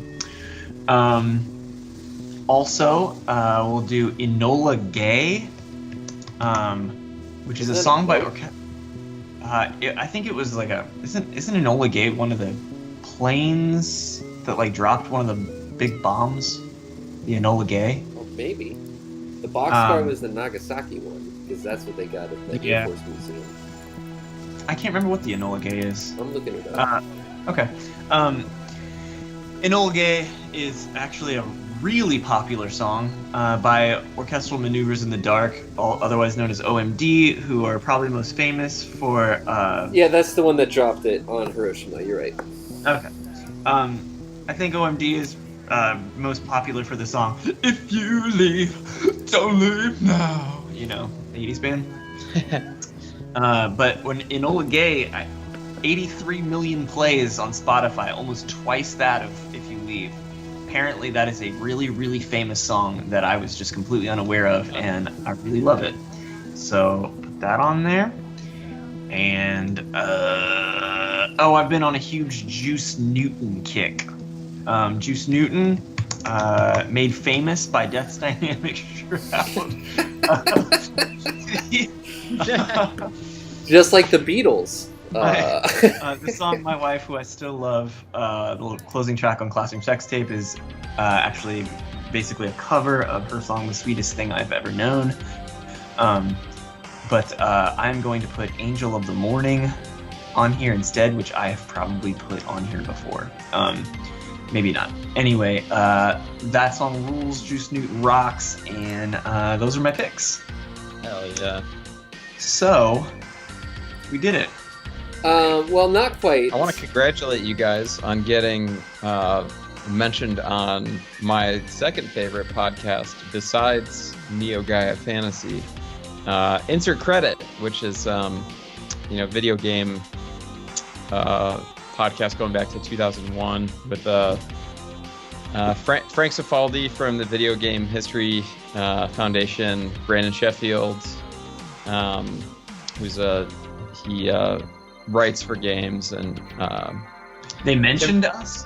Tim Rogers was on it for a while. Liz Ryerson was on it. But they had Liz Ryerson wow. on as a guest, and the questions are user submitted, and they asked, are